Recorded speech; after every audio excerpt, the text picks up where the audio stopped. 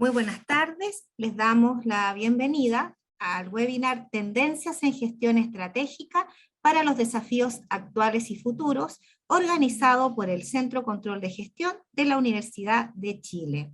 Hoy nos acompañan las profesoras y miembros del centro, Paola Tapia y Verónica Fuentes. Les recordamos de que las preguntas que ustedes les pueden realizar a nuestro expositor son a través del chat y se lo pueden dirigir a cualquiera de las dos profesoras, Paola Tapia o Verónica Fuentes. Dejo con ustedes a la directora del Centro Control de Gestión, Verónica Fuentes.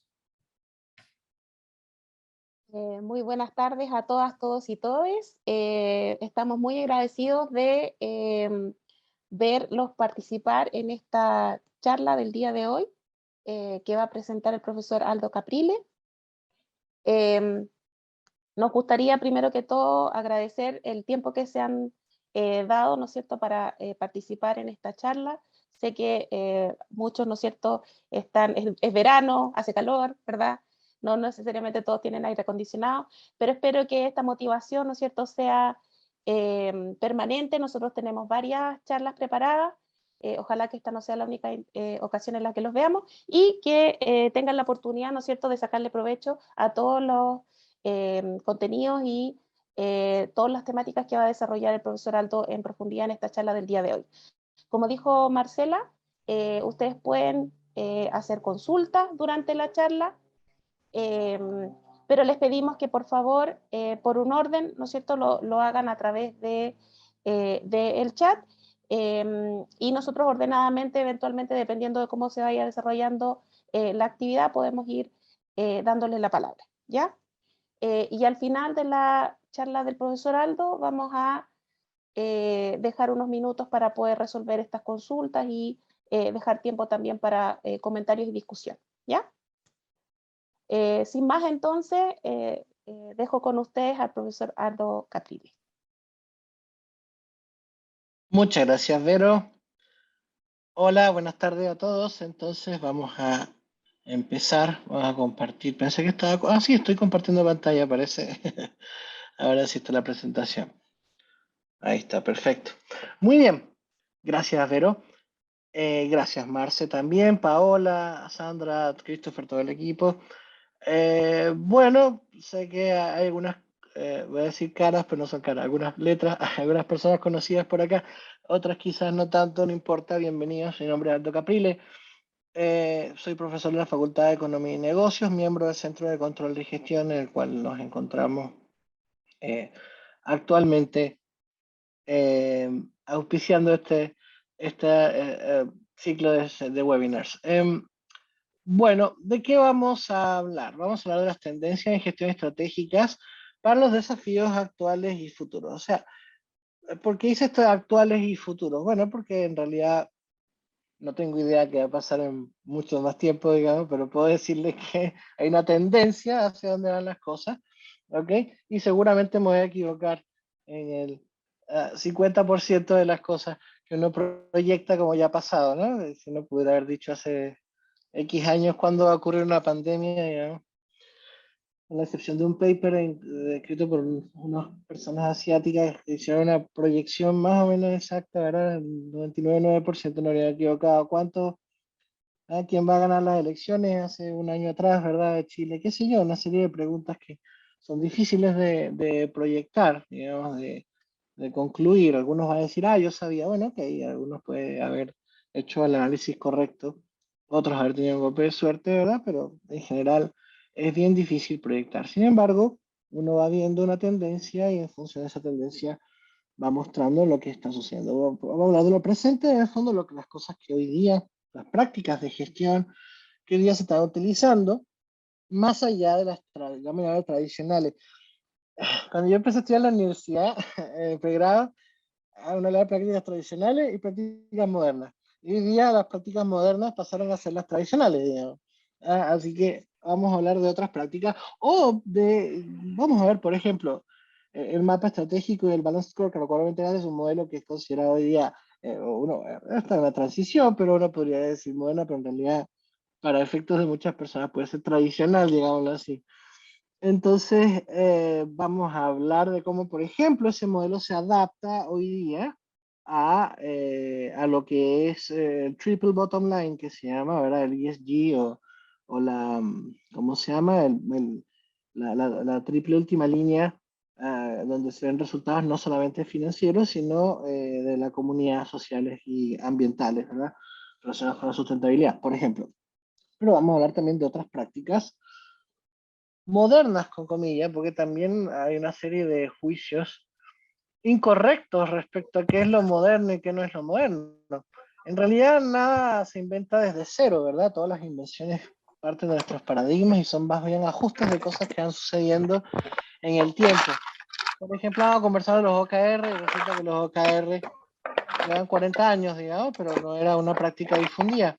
No tiene nada de malo, además, no tiene ninguna importancia si una práctica tiene 350 años, 1500 años o 2 días, digamos, desde el punto de vista de que tengan que ser modernas. Pero vamos a hablar un poco de qué es lo que se está utilizando más allá de lo, comillas, como les decía, tradicional. Voy a entrar en 3 temas en particular. Después voy a hacer algunos comentarios de otras prácticas más bien emergentes que tienen que quizás revisa un volumen pequeño de empresas, pero que ha ido muy crecientemente, como el caso del Shoot Cost, por ejemplo. ¿Ya? Pero voy a hablar primero de las que están más a la vanguardia, ¿verdad? En 3 dimensiones, digámoslo de esta forma. Vamos a hablar de sustentabilidad, agilidad, ¿ok? Y lo que es información, ¿ya? Ahora, la información, ahí decía, bueno, Analytics y hacer inteligencia artificial, sí, no voy a hablar de eso, digamos, voy a hablar de, más bien, específicamente la gestión estratégica y el control de gestión, en realidad también. En realidad que puede haber 3 dimensiones, lo que es estrategia en performance, y que lo podemos ver en gestión estratégica, gestión de rendimiento y control de gestión, ¿verdad? Hay las líneas más o menos difusas para determinar esas fronteras, entonces en realidad vamos a abarcar un poco más. Tiene mucha importancia, ¿verdad? Si cruzamos la frontera unos centímetros o no.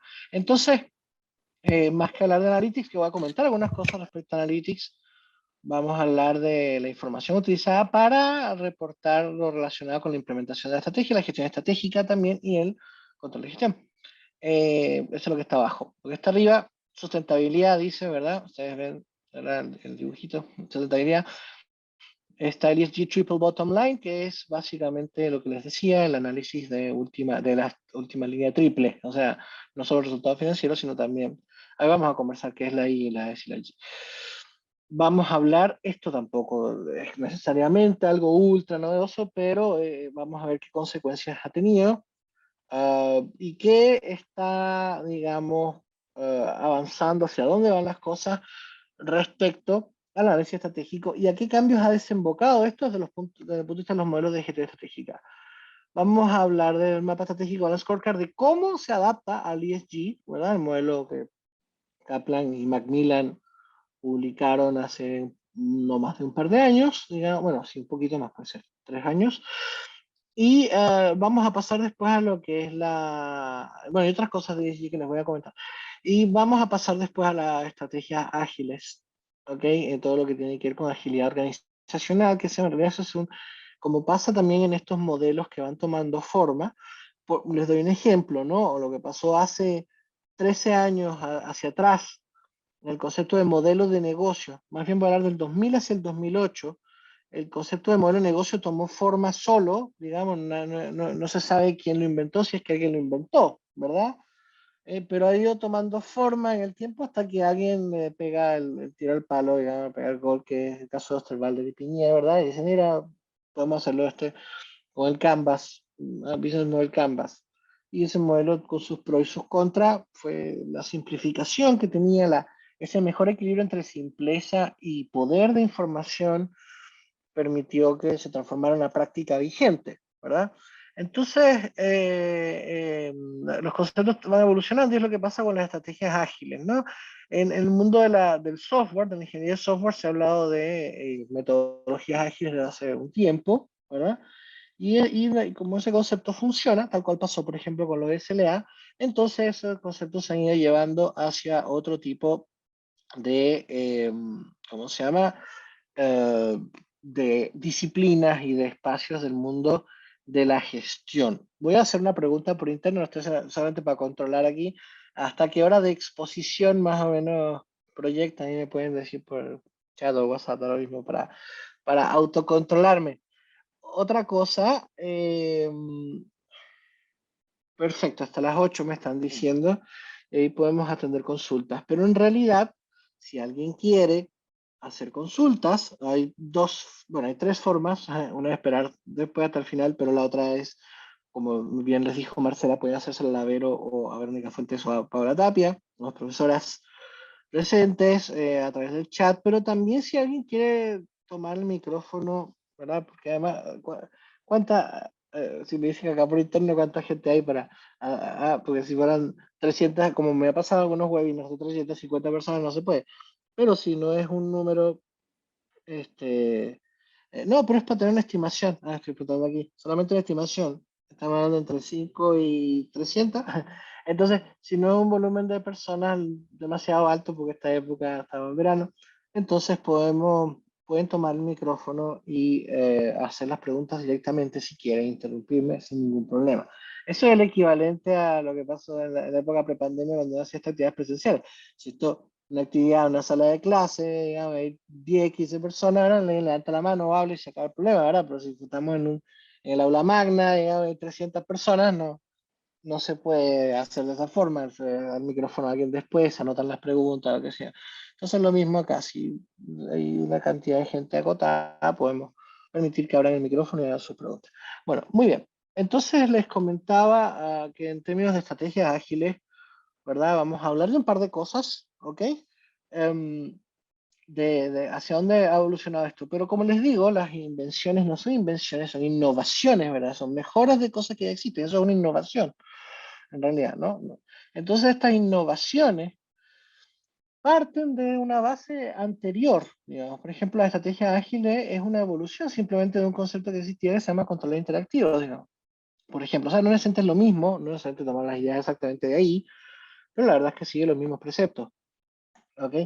Y vamos a ir a la etapa de probar y adaptar del XPP, modelo de Kaplan y Norton. Pero vamos a hablar un poco de eso y de entonces las tendencias ya relacionadas más directamente con la gestión estratégica dentro de la estrategia ágiles, que es el famoso método de OKR, que es Objectives and Key Results, que por cierto es un método que sobre todo en posgrado, en magíster y en diplomados, ¿verdad? Gente que tiene más fogueo en el mundo organizacional, ¿verdad? Que escucha por aquí y por allá, o que mi empresa lo está haciendo, que mi empresa, la mayoría de los casos es mi empresa lo escucha y está analizando hacerlo, más que mi empresa lo hace. ¿Ok? Sobre todo en Chile, pero en Estados Unidos, si bien hay un boom gigantesco, no creamos que todas las empresas trabajan con OKR porque hay ciertas condiciones que les voy a comentar después. Entonces, ese es un método que probablemente algunos de ustedes en la audiencia ya los ha escuchado, digamos, ¿no? Bien, ok, luego está la tercera dimensión, ya mencioné que es la información.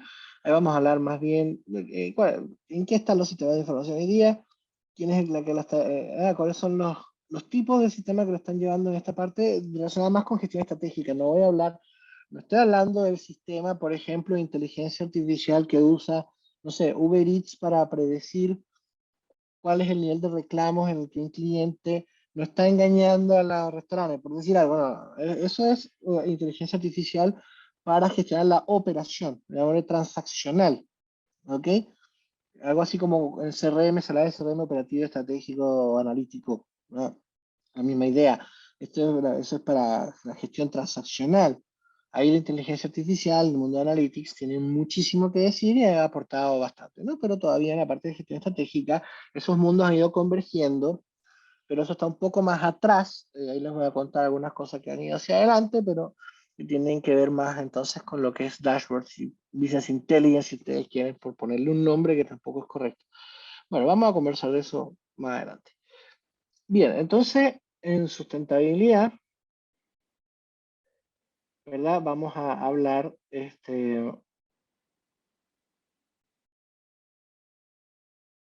vamos a hablar de hacia dónde va esto, ¿verdad? La sustentabilidad es un concepto, bueno, sostenibilidad, ¿verdad? Sería el origen castellano, pero a partir de lo que en inglés sustainability, surgió el concepto de sustentabilidad. Es un concepto que tiene distintas vertientes, ¿verdad? Uno puede hablar de sostenibilidad en muchísimas dimensiones, cuando se habló de responsabilidad social y empresarial como si fuera lo mismo, que no necesariamente lo es, ¿verdad? Luego lo que es HSEC, Health, Safety, Environmental and Quality, y también a veces la Q de Quality fue reemplazada por la C, HSEC, entonces Community, y la C es calidad en español. Entonces, como pasa mucho en muchos de estos conceptos, las siglas se parecen, cambian, y son lo mismo, pero no son lo mismo, pero se parecen, pero no son, pero sí son. Entonces, la sustentabilidad tiene distintas maneras de interpretarse, ¿ya? Ahora, lo que ha llevado a la delantera como lo que se llama mainstream, como la corriente principal, es que se puede agrupar en tres dimensiones. Y seguro alguien va a decir, pero es que estás dejando fuera esto o esto otro, ¿no? Por supuesto. Pero se habla de environmental, ¿ok? Social o environment and society, ¿ok? Y governance. El governance es como un comodín. Fíjense que ya no es financial solamente. Entonces hay muchas dimensiones que se meten ahí, incluso la índole legal. Entonces, environment, society y governance, es decir, medio ambiente, sociedad y gobierno o gobernanza, no son traducciones mal hechas, que tiene que ver con gobiernos corporativos, ahí se recoge el accionista como un stakeholder, como un grupo de interés, pero también el Estado, ¿verdad? El regulador y otras funciones relacionadas más con la ética, con compliance, que se llama, con cumplimiento, con gestión de riesgo y un montón de cosas más, ¿ya? Que dicen que es del negocio, pero no necesariamente es del negocio, pues se llama corporativo.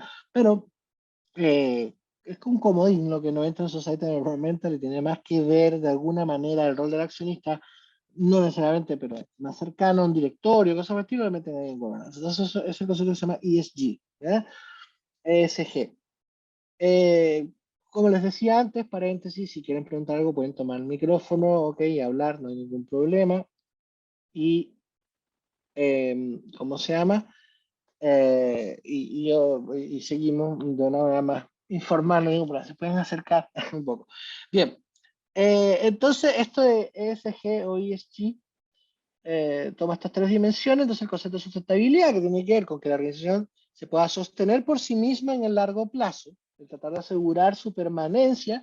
Ya, está clarísimo que ya no depende solo de variables financieras, de su rentabilidad, crecimiento, valor, etcétera, sino también de la expectativa de los otros grupos de interés llamados stakeholders, que, ¿verdad?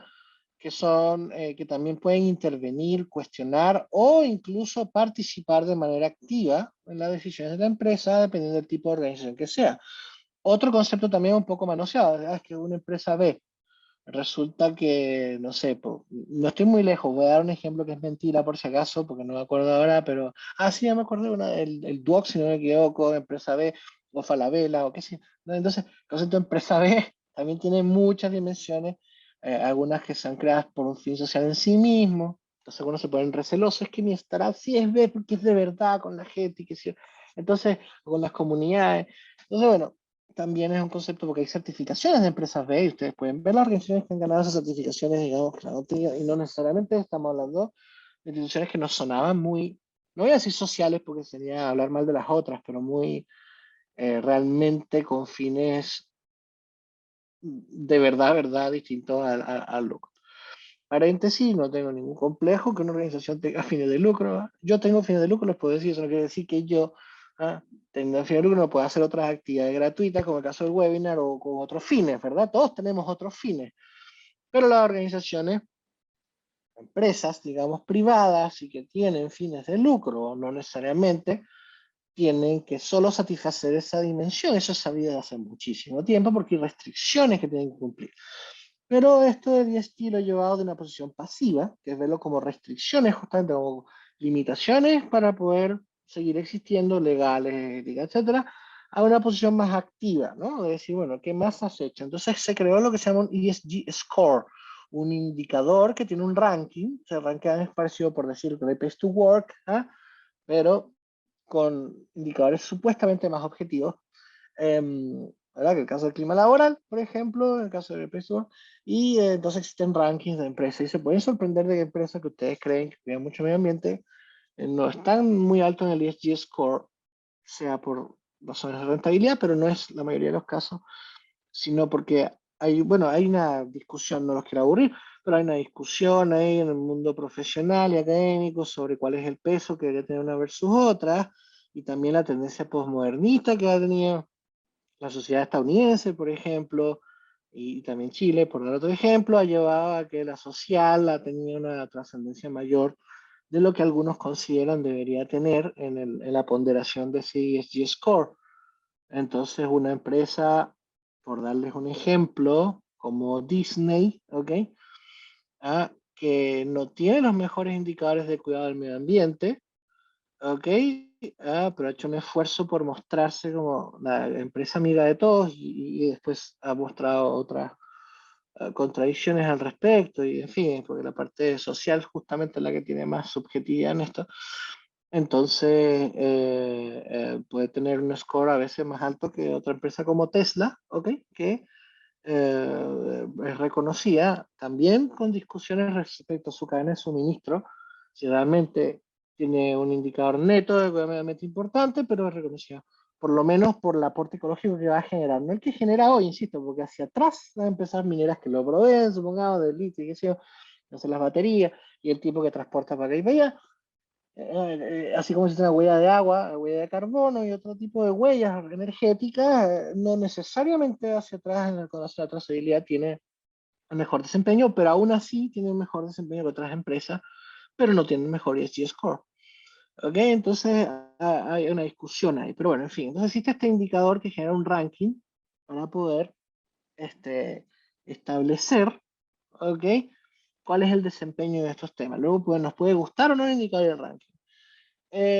Bien.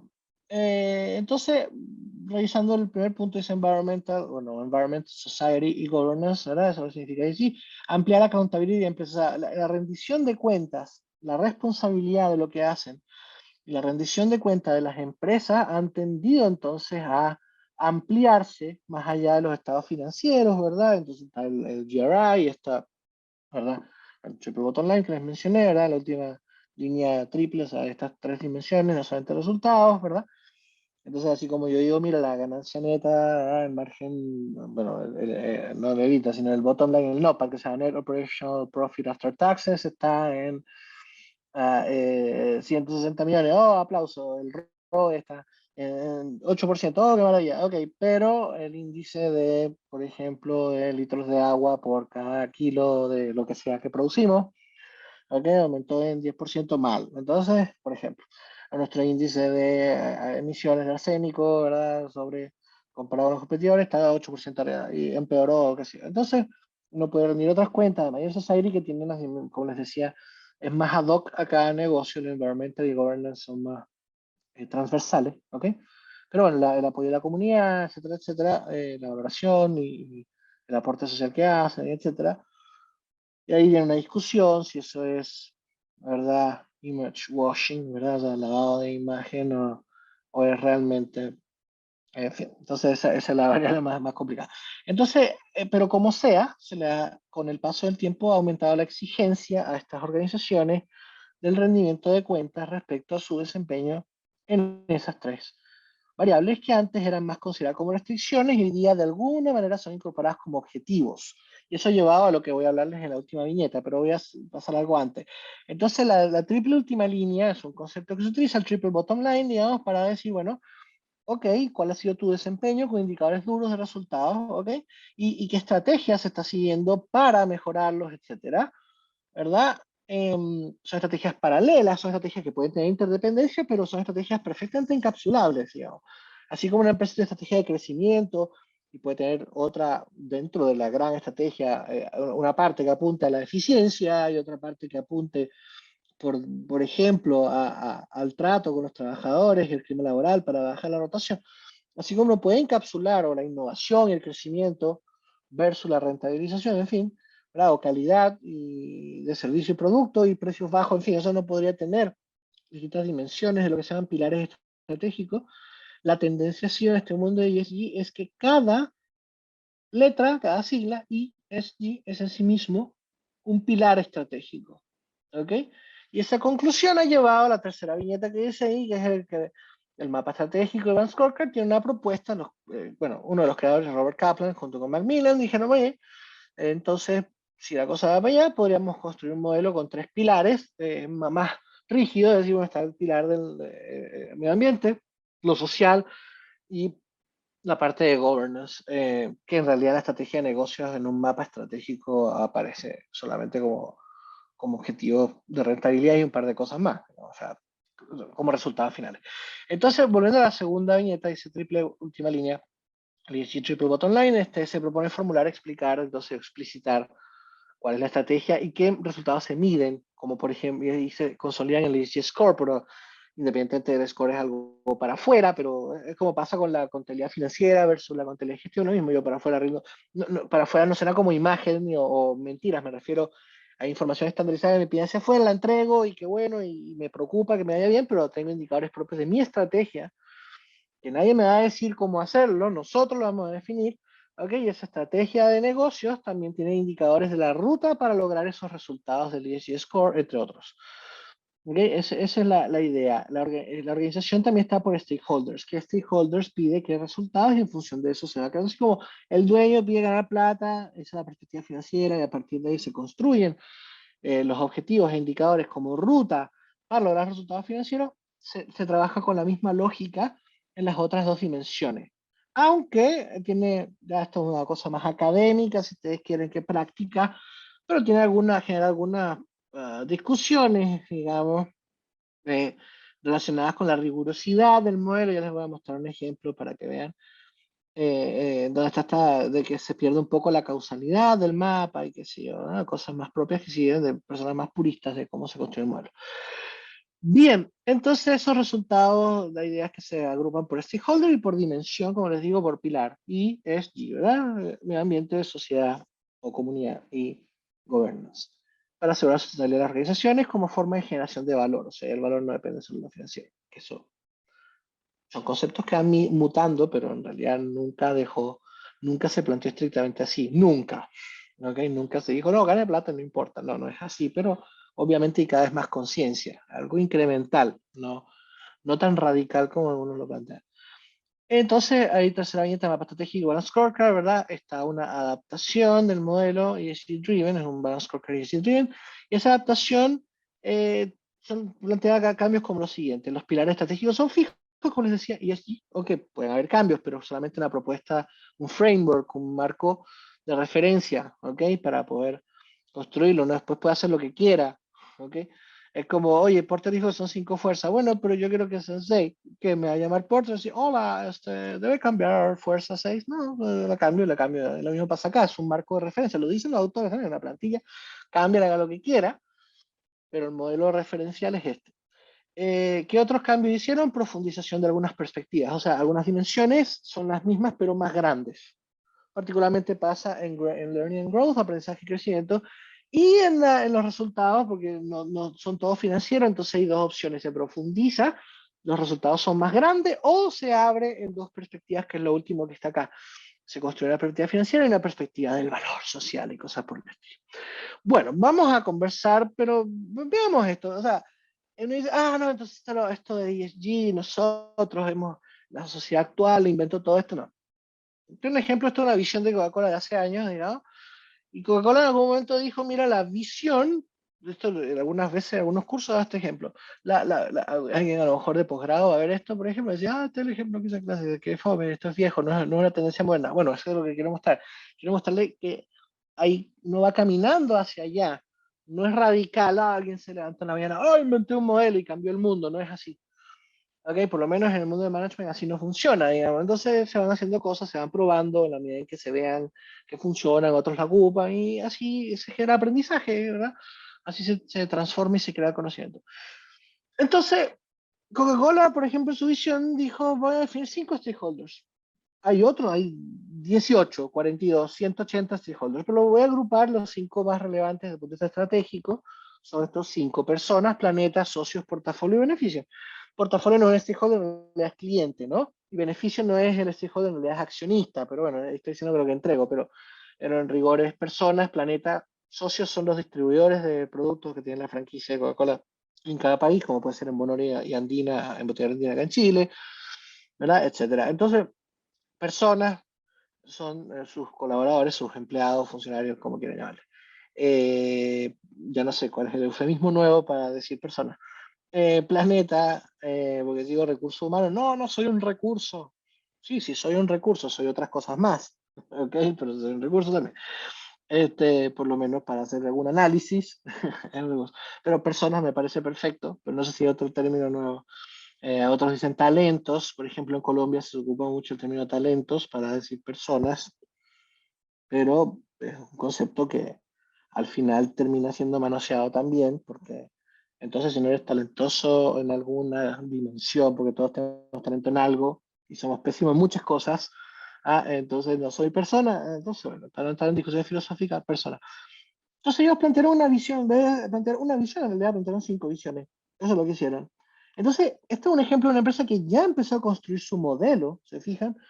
Con resultados. No importa si se interconectan entre sí, por supuesto, personas va a impactar en socios y en planeta, y por otro lado en portafolio, y portafolio va a impactar en beneficios. Sí, yo no podría ordenar esto de alguna manera, como las perspectivas de cuadro integral o otros modelos, pero lo relevante acá es que ya, de hace un tiempo, algunas organizaciones, las que llevan la vanguardia en esto, dicen, bueno, esto es importante que reflejemos, lo hacíamos antes, pero ahora hay que reflejarlo, hay que ser más activo y plantear estrategias y revisarlas para que rindamos cuenta de estos resultados y veamos cómo vamos mejorando. Entonces, definimos 5 dimensiones y construir una estrategia específica para cada uno y plantear esa visión. No las voy a leer todas, pero para las personas somos lugares estupendos de trabajar, estimulamos a los trabajadores. Entonces planteamos indicadores de clima laboral y ranking de Great Place to Work. Lo de Coca-Cola, por cierto, siempre está top 10, digamos, 80% de las veces, en el 60% de los países top 10, digamos, todos los años. En Planeta somos un ciudadano global responsable que marca la diferencia. Se puede medir su huella de carbono, sus kilos reciclados, etcétera. La botella de Coca-Cola es cada vez más flaquita, no se ha visto, parece casi de papel.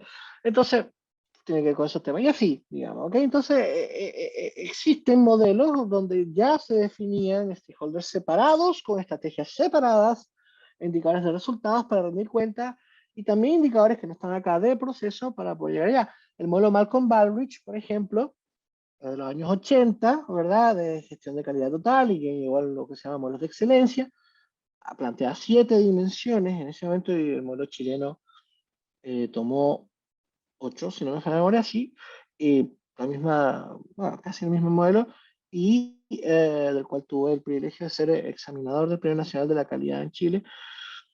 Y ese modelo ya recogía estos temas también de hacer análisis de indicadores, digamos, separados en los stakeholders. Luego, entonces, bueno, surge este ESG Score, ¿eh? Que es un indicador para medir qué tan sustentable es la empresa, qué tan sostenible. Paréntesis, como modelo predictivo no es muy eficaz porque ocurren cosas en el camino. O sea, todavía no hay una predicción lo suficientemente creíble de que las empresas que tienen mayor ESG Score son las empresas que se mantienen más tiempo. Pero eso no invalida el modelo, ¿ya? ¿Por qué? Bueno, porque hay decisiones de los accionistas, hay vaivenes, compras, ventas de empresas, fusiones, o circunstancias que pasan. Yo lo estoy haciendo espectacular, la raja, pero de repente me mandó un cagazo gigante y bueno, a lo mejor hasta llegó a mi empresa. Entonces esos momentos disruptivos, digamos, o no pude enfrentar bien la pandemia, o una llegada de un competidor, o un brote, no sé, dentro de la empresa, o un accidente laboral, y bueno, y sonamos a pesar de que tengan un buen ESG score. No, no necesariamente un buen predictor de que empresas van a lograr más en el tiempo. Por lo menos todavía no hay evidencia de eso, pero sí es un indicador que da cuenta de la preocupación de la organización por su entorno, ¿ok? Y hay ciertas correlaciones también, no tampoco perfectas, digamos, entre el ESG score y el desempeño en ciertas áreas específicas, por ejemplo, de imagen, ¿cómo se llama? De posicionamiento de marca, ¿ok? En algunos casos, no siempre, hay bastante menos en satisfacción del cliente. Entonces, pero más allá de las correlaciones, hay cierto consenso de que hay que preocuparse de esto. Hay muchas críticas a este indicador, muchísimas, a este score. Hay muchos sesgos, digamos, acá, ideológicos y filosóficos. Lo estoy diciendo de manera objetiva, no importa si yo estoy de acuerdo o no, o suena como que yo soy un opositor, no, para nada, me encanta que exista esto.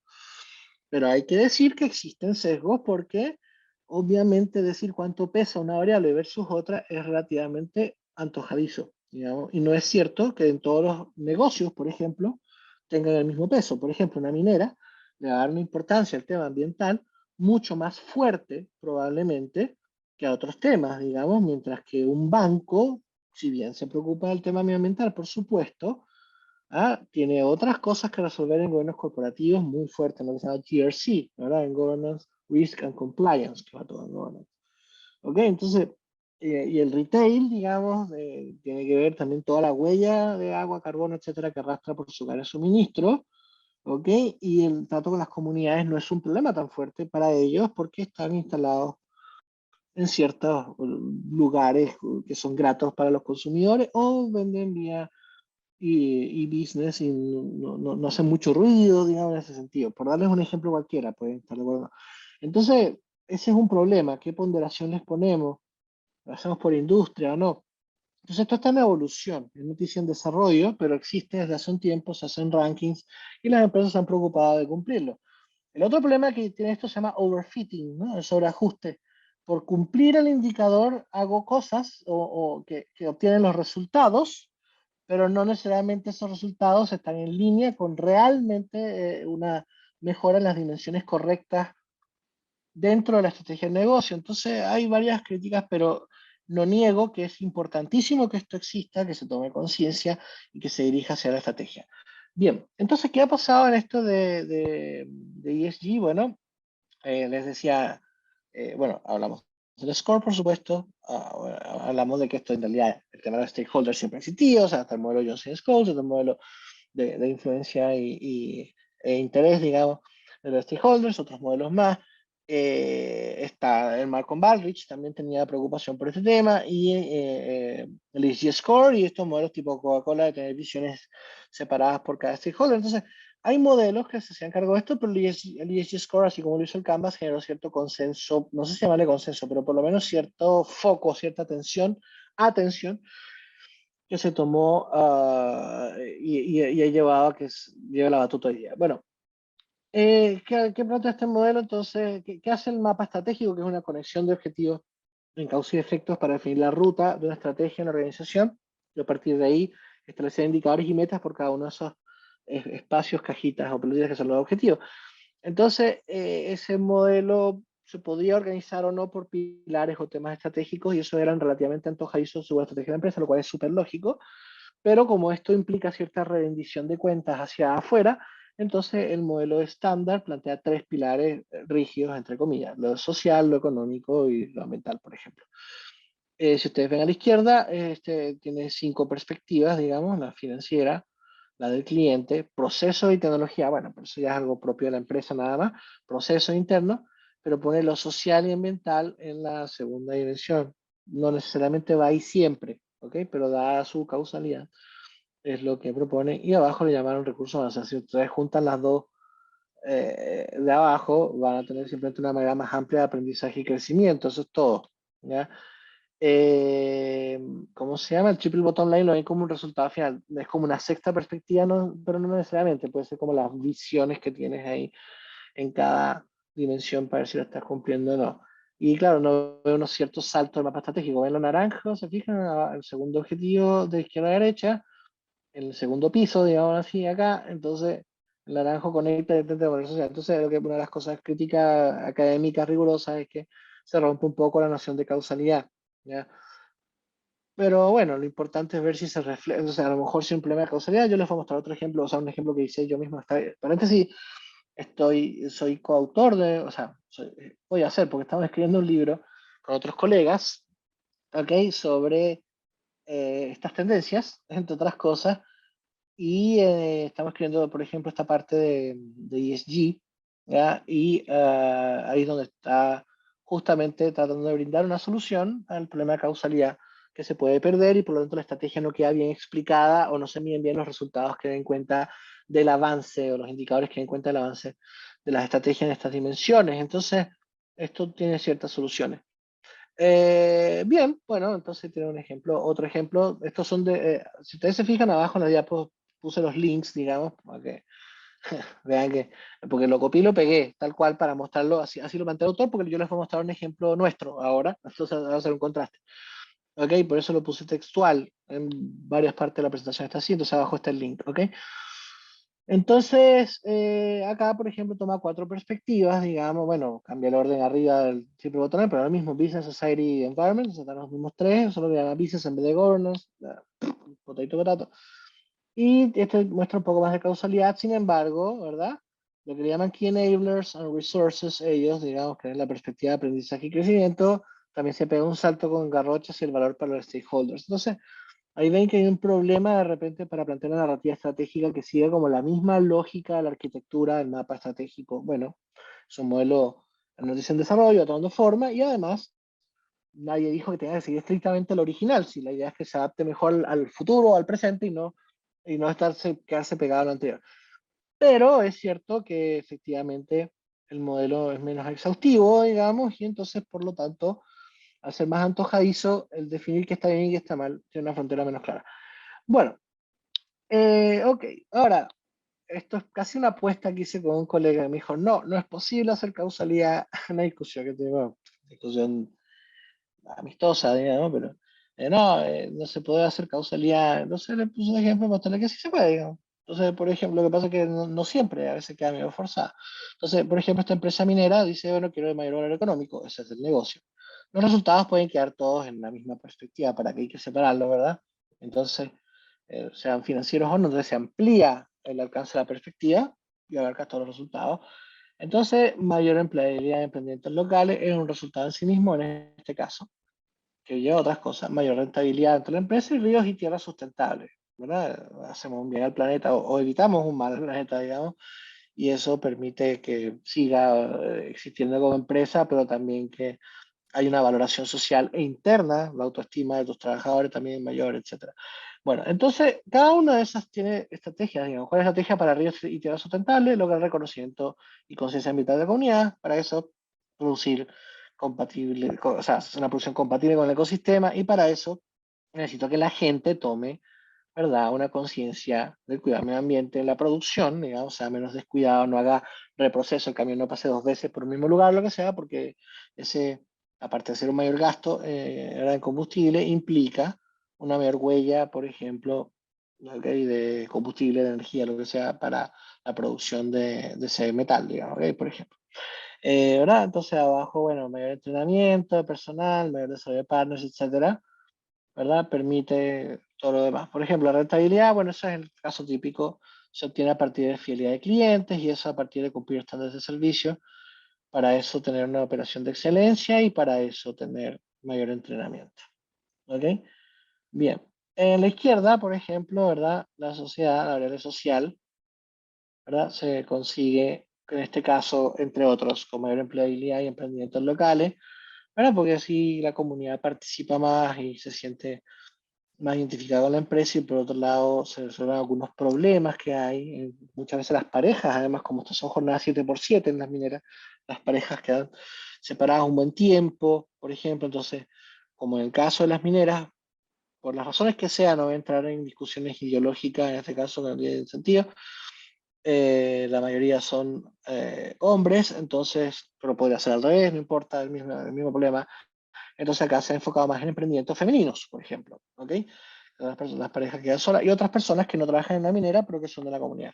Entonces, para lograr ese empleo, hay una relación de mutuo beneficio con los partners locales, o sea, con los proveedores y con las personas que están ahí, el tipo que vende las bebidas, estoy diciendo estupidez, pero para que te da el gallo, no sé, ¿cómo se llama? El cerco para donde pasan los camiones, y lo que sea, y el tipo de la asfalta, que tiene que usar algo de agua y que no le gaste todo el agua, lo que sea.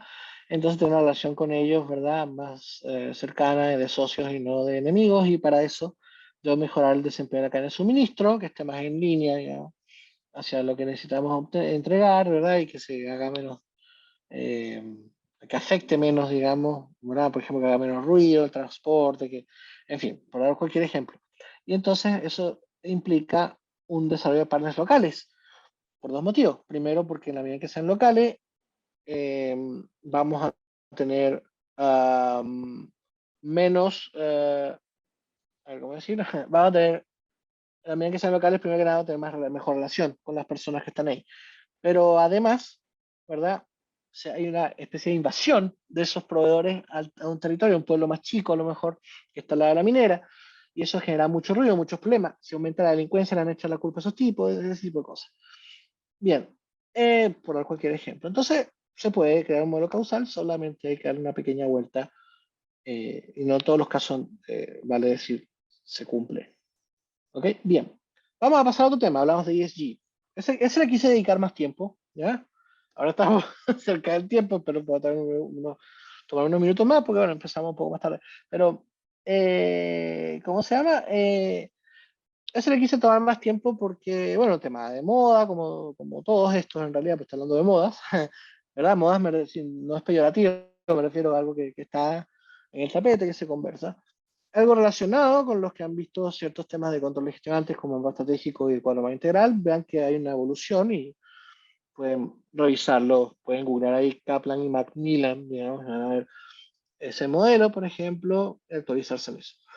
Bien, ahora vamos a tomar, voy a llegar a un modelo que pelea, entre comillas, con el cuadro más integral, en realidad no porque tenga que pelear, pero lo echan a pelear artificialmente algunas personas, sobre todo las personas que se han enfocado, se han especializado en esto de la agilidad, y no tengo dudas que algunos de ellos habrán hecho un buen trabajo, pero han estado como peleando solos, digamos, con las personas que hemos trabajado también en los otros modelos, digamos, ¿verdad? Porque yo puedo trabajar en las dos cosas y vamos a conversar de esto. Por ejemplo, si yo trabajo en Balance Scorecard, o sea, apoyo en la implementación, en la consultoría de Balance Scorecard a una empresa, tengo discusiones, otras personas dicen, pero eso es obsoleto, y que es que no tiene importancia. Y además le demostré que los OKR, que es el que está, el modelo de gestión estratégica que está asociado a más agilidad, es más viejo, bastante más que el cuadro integral, solo que estaba menos difundido. No tiene ninguna importancia el año en que fue creado un modelo o no, ¿cierto? Andy Grove, el CEO de Intel, lo pueden verificar en el libro High Output Management, por ejemplo, entre otros, ¿verdad? Antes del año 80, estaba pensando ya en la metodología, digamos, en la que pudiera ser más simple que lo que reinaba en ese momento, que no existía el cuadro integral, era la gestión por objetivos, el Management Objectives de Peter Drucker. Quiso hacer una simplificación de la gestión por objetivos. Luego ese modelo quedó un poco escondido, entre comillas, digamos, y surgió el Balance Scorecard, entre otros modelos, pero para resumir la historia. Y Google dijo, oye, qué bueno eso que hizo Intel, digamos, me encantó el High Output Management, el libro, y lo que hace Andy Grove, que Intel es una empresa de Silicon Valley, yo también soy de Silicon Valley, oye, genial, esto funciona para la empresa informática. Y entonces LinkedIn, por ejemplo, LinkedIn la usó, y LinkedIn también llevó a Zynga, por ejemplo, vale, varias empresas del mundo, muchas startups exitosas, digamos, partieron por ahí, entonces dijeron, oh, y Facebook, y no sé qué, entonces esto debe ser espectacular. Hablaba una vez con unos gerentes de una empresa constructora, por ejemplo, me decían, quiero ocupar OKR, me recomiendo ahora les voy a decir qué es OKR, ¿no? Pero quiero ocupar, le dije, no, porque ustedes no necesitan metodologías ágiles. Pero es que cualquiera lo necesita. No, hay que cumplir ciertas condiciones para que te sirva, o para que por lo menos te saques provecho, o para que te sirva, o sea, para que no lo hagas como una moda, sino, ¿verdad? Para poder, ¿cómo se llama?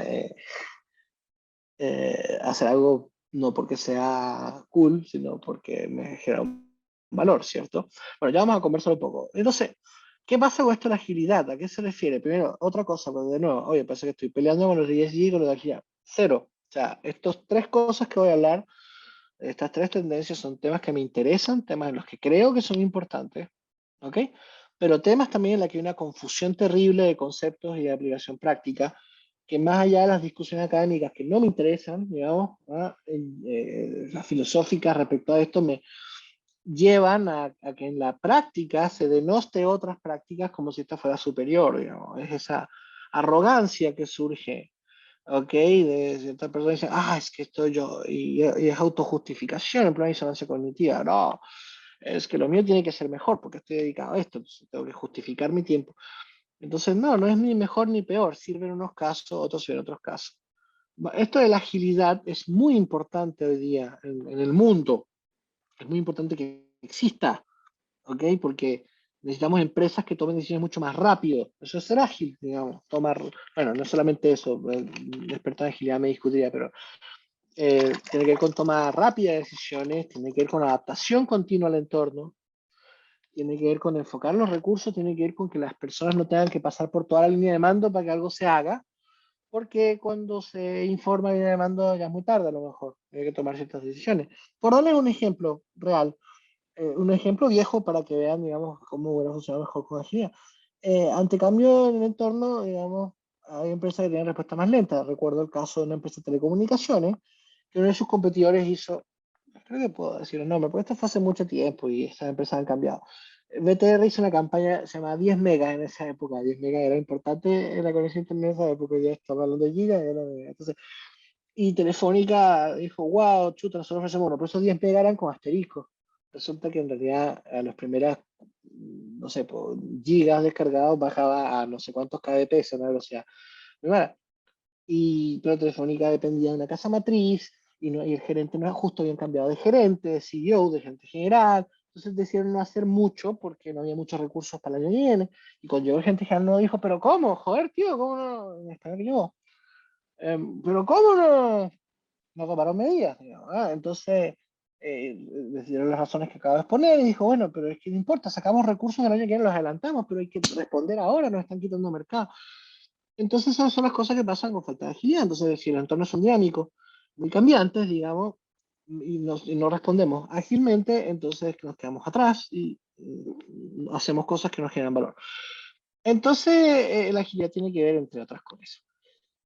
¿Cuál es el contexto general que justifica la agilidad? Lo que le llaman los entornos VUCA.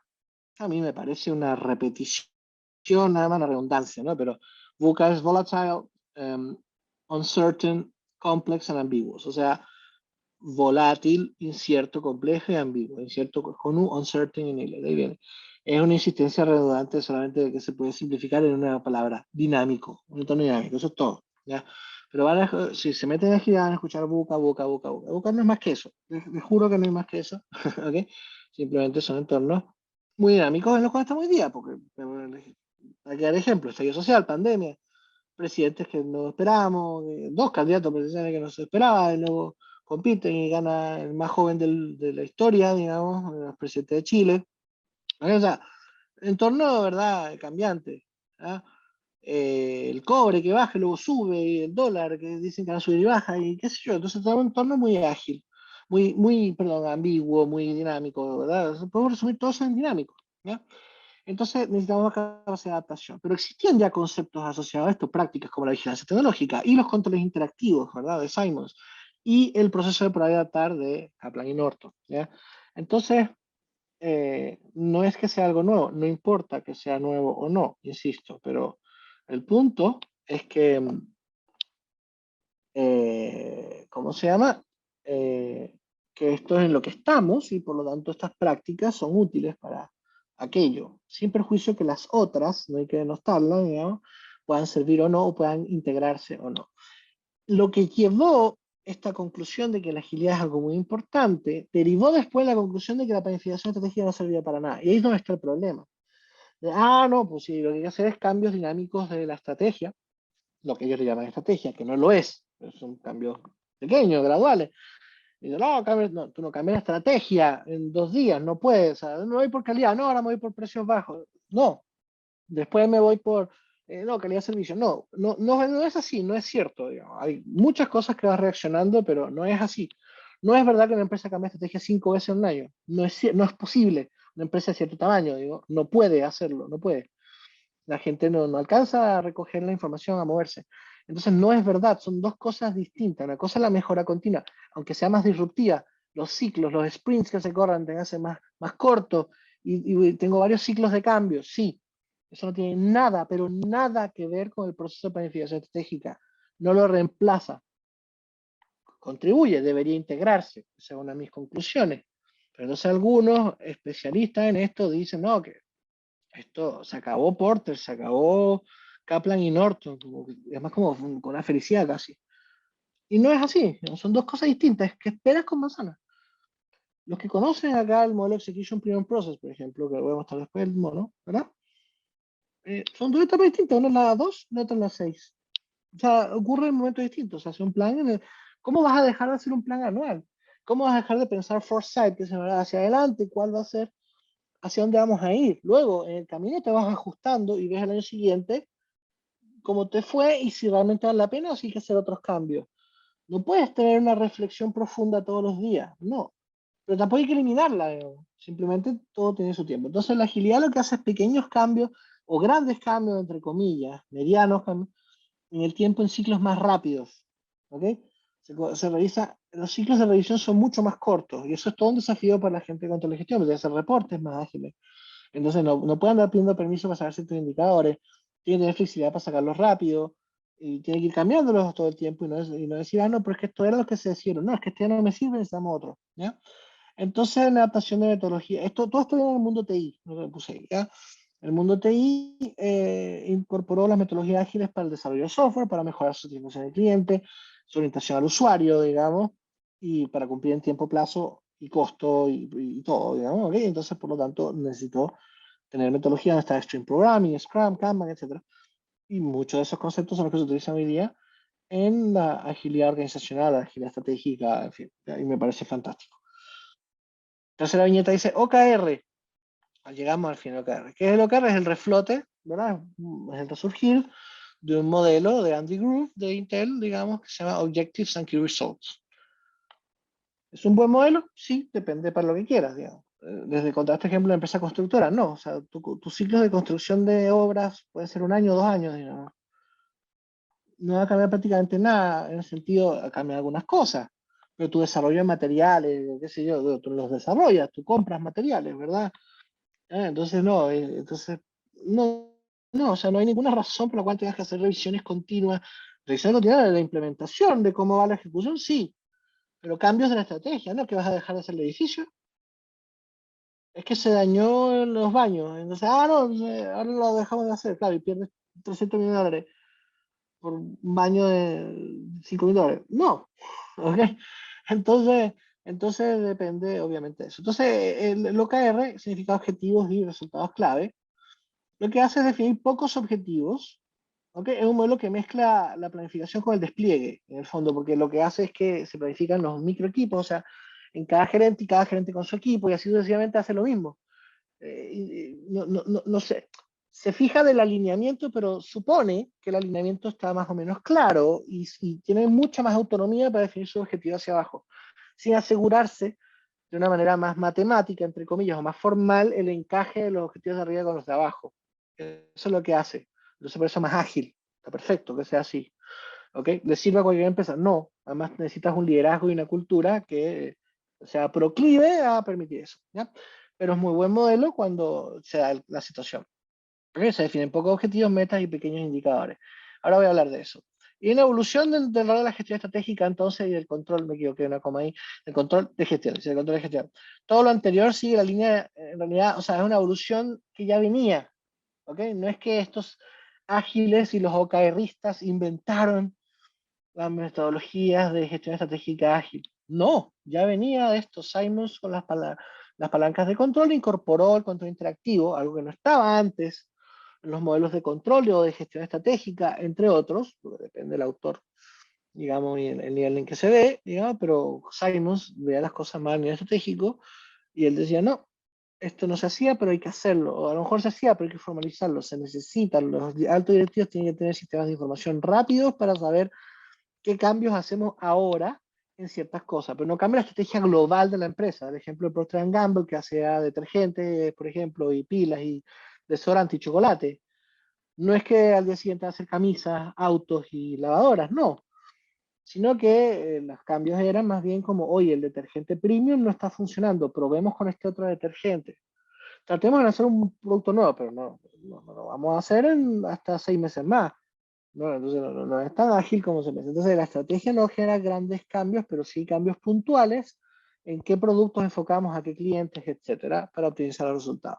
Eso ya existía desde Simon, se llama control interactivo. Luego, Kaplan y Norton incorpora el proceso de probar y adaptar. Kaplan fue alumno de Simons y entonces recoge esta idea del control interactivo. Siempre insistió que el cuadro más integrado, Grand Scorecard, es una herramienta de control interactivo. Puede ser, no voy a entrar en esa discusión ahora, pero incorpora un proceso que se llama probar y adaptar, que es que durante el año se va revisando el plan y se van haciendo los ajustes que tengan que hacerse. Pero no exime que el próximo año, o a final de este año, tengamos que hacer de nuevo una revisión del plan estratégico para hace 3 años más. Cada año nos corremos un año más. ¿Ok? Vamos revisando hacia 3, hacia 5, lo que sea.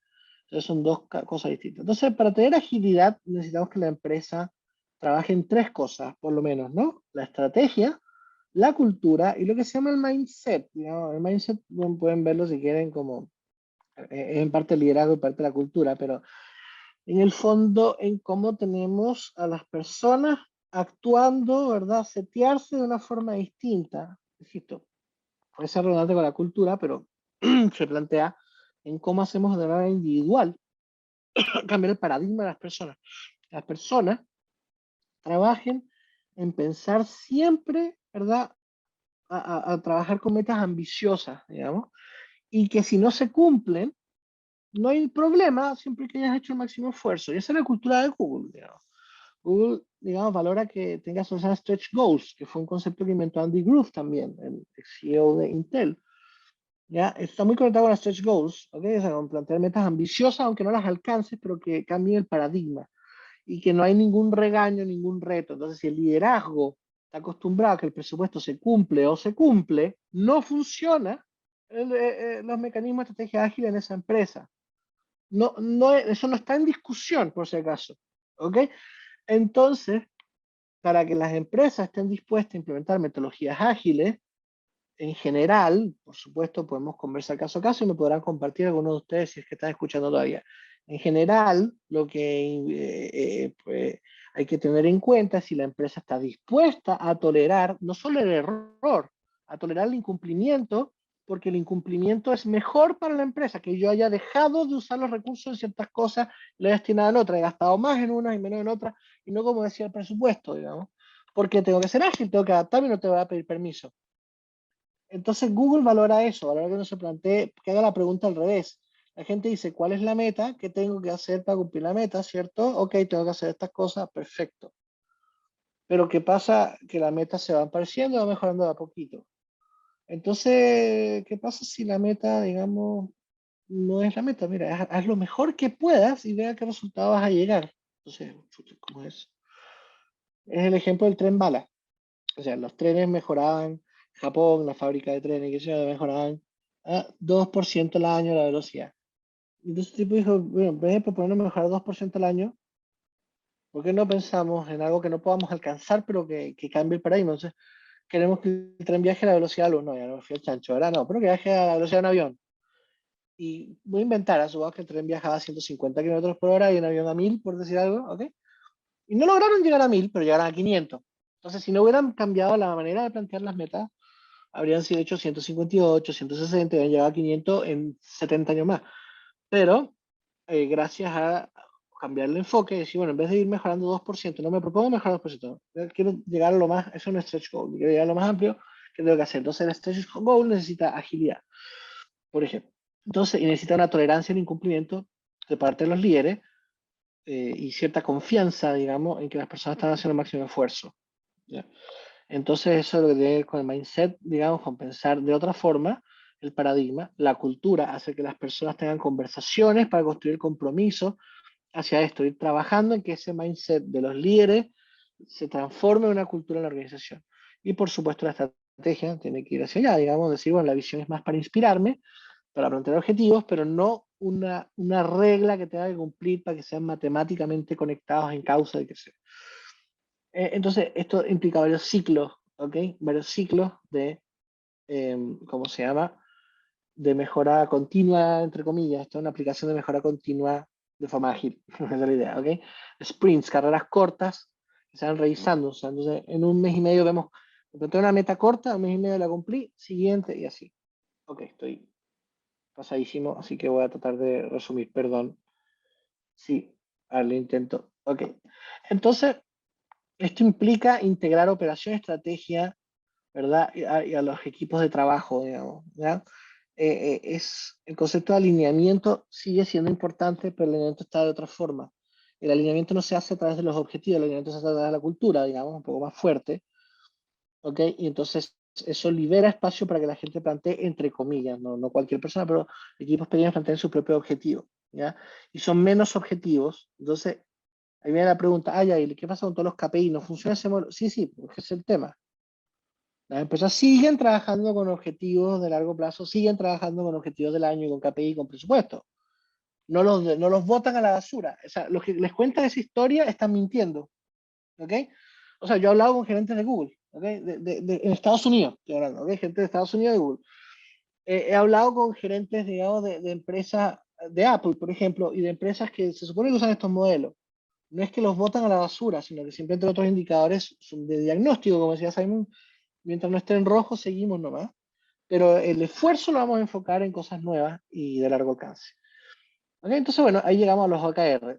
Método simplificado para medir el desempeño. ¿Cómo lo hace?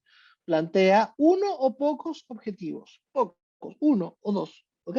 ¿Por qué? Porque es lo más importante que te vas a enfocar de aquí a 3 meses más. Eso es trimestral, bueno, no es una regla, puede ser mensual o semestral, pero periodos cortos, recomendable, dicen ellos, trimestral. ¿Ok? Entonces, para lograr ese objetivo, me propongo 2 a 5 indicadores. Con la misma metodología para definir KPI, no hay diferencia. Desde el punto de vista de qué indicadores definir. Eso no cambia nada, no cambia un pelo. ¿Ok?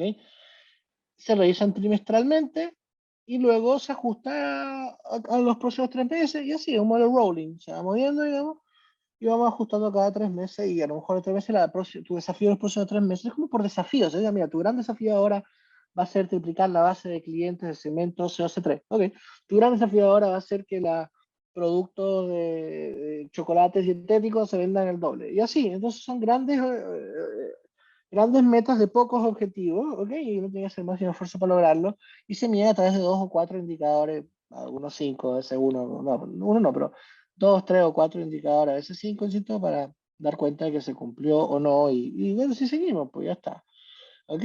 Eso es OKR, no es más que eso. Paréntesis, si alguien dice, tenía duda y me parece una cosa muy compleja, no, todo lo contrario. Bueno, voy a resumir el tema de la información. Acá hay una tendencia. Uno pensaría que con las mejoras tecnológicas se han recurrido a software más sofisticados para hacer reportes y todas esas cosas. Y lo que ha pasado es exactamente lo contrario. Para ir más en línea con un mundo VUCA, como le dicen, ¿verdad? Un mundo de entornos dinámicos, ¿verdad? Más bien requerimos cosas más simples del tipo do it yourself, o sea, menos consultoría y menos parametrización del software más estándar y que uno con el botón derecho, drag and drop, con mouse, lo puede hacer. Estoy caricaturizando, pero un poco así. Entonces, dashboard que los hace uno mismo, ¿ok? Entonces, los reportes, ¿verdad? Resumen la información y se comparte. Entonces, el software es bueno en compartir información con los demás. Más colaboración. La integración es con el mundo de BI y puse de ... analytics, porque todavía el analytics no se está ocupando en la dimensión quizás que debería en el mundo de los reportes, ¿ok? Todavía, con excepciones, existen algunas, por supuesto, negocios complejos que necesitan incorporar redes neuronales y mapas mentales y support vector machines y modelos complejísimos para poder analizar y explicar los resultados y poder predecir o por lo menos forecastear, como se llama hacer forecast, digamos, los pronósticos de los próximos periodos. Se usa muy poco en esta dimensión de mostrar resultados si los cumplimos o no. Todavía es incipiente, ¿ok? Entonces, todavía el problema es conexión, base de datos, integración del sistema. Estamos un poco pegados en eso y entonces por eso las interfaces ahora los software son más simples. Hay 3 que están liderando el mercado, ¿verdad? En orden, Power BI, ClickSense y Tableau. Hace 5 años, no mucho tiempo, 5 años, yo hablaba con proveedores de software. Mi empresa representaba uno de ellos, digamos. Y ese software era una porquería. No existía, de hecho, Power BI. ClickSense era ClickView, que era mucho más complejo. Y miraban a Tableau y dicen, no, eso no sirve para nada. Y resulta que hoy día esa es la tendencia. Menos plata metida en construir estos dashboards y más orientado al usuario, digamos, analista, que al mismo tiempo que tiene el reporte y hace todo. ¿Okay? La evolución, me están avisando que estoy pasadísimo el tiempo, así que voy a resumir. La evolución desde solo análisis axiomático, o sea, antes, lo que ha tenido, o sea, esto todavía hay una brecha enorme que recorrer. Explicar desviaciones como que cuadren y que es la venta, P o fue Q, ¿verdad? Ah, si fue P2 y por Q tanto, entonces, y P en la zona 4 de Antofagasta, eso hay que hacerlo siempre. Pero la explicación, eso te da el dónde están los problemas, pero el por qué, ¿ok? Eso es lo que ha ido evolucionando, pero más lento de lo que yo quisiera personalmente, para explicar mejor las correlaciones, digamos, los resultados. Eso no es solamente un problema estadístico, un problema de conocimiento del negocio, ¿ok? Y bueno, ahí no voy a explicarme más, a ver, me pueden hacer preguntas si quieren. Y de mayor colaboración y orientación al valor del negocio, pero con una mirada muy simplista a veces, entonces se subestima el rol del analista, digamos, eso es algo que está pasando. Y creen que es un number cruncher, un tipo que está solamente ordenando planillas y qué sé yo, y que no agrega valor en el análisis. Entonces, eso es algo que todavía tiene una oportunidad de mejora, a pesar de que estos software permiten liberar tiempos en carga y descarga de datos, etcétera, y por lo tanto usa más tiempo de análisis. Bueno, eso ya les comenté que el mercado está liderado por ClickSense, Tableau y Power BI, así que no tengo más que agregar al respecto. Por supuesto que hay de todo y depende de las características. ¿Okay? Eso, voy a hacer breve con las conclusiones y termino. Si ustedes ven acá a la izquierda dice entorno, estrategia, táctica, ejecución, operaciones, ¿no? Y los resultados. Y me dice, sí, bueno, eso paradigma cambió. Bueno, sí, se achican las cosas, se estrechan. Pero si ustedes ven la introducción, cuando les dije las tres tendencias, todas están encasilladas en alguna de estas etapas. O sea, cuando hago la planificación grande, hago parto análisis de entorno, veo los stakeholders, construyo mi estrategia general, ESG bottom line. Después, durante el año, voy haciendo ajustes, digamos, de acuerdo a esa estrategia de manera ágil, táctica. Y luego entonces, bueno, se ejecuta y está más cerca del mundo ágil. Y debo ver los reportes para ajustar y ver los resultados, feedback y todo eso. Me faltó la flechita de feedback para arriba. Reporte y análisis. O sea, las tendencias no han cambiado el marco general de cómo trabajan las empresas. Lo que ha cambiado es la forma, en ciertos detalles, digamos, y es muy importante que se haga, ¿ok? No estoy en contra, estoy absolutamente a favor, digamos, ¿ok? He trabajado en implementación de estas cosas y estoy a favor de hacerlas. Pero ojo con creer que esto reemplazó el mundo de la gestión y que hay una revolución. Yo creo que no la hay, es una simple evolución de las cosas que han habido antes, ¿ok? Un poco más a la medida del mundo moderno. Bueno, eso es lo que les quería compartir, ¿ok? Eso es. No sé si hay dudas, si hay consultas, comentarios, reclamos, sugerencias, lo que ustedes quieran, estoy para servirles. Disculpen el tiempo extra. Muchas gracias, Aldo, por la presentación.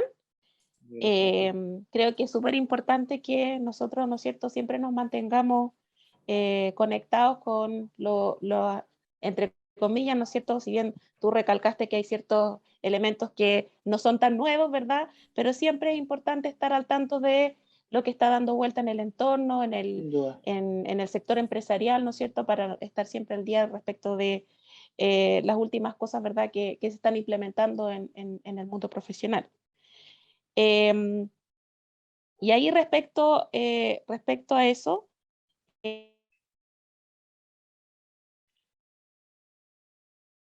Vero, no sé si soy yo, pero creo que se cortó el audio. Sí, sí, se cortó el audio.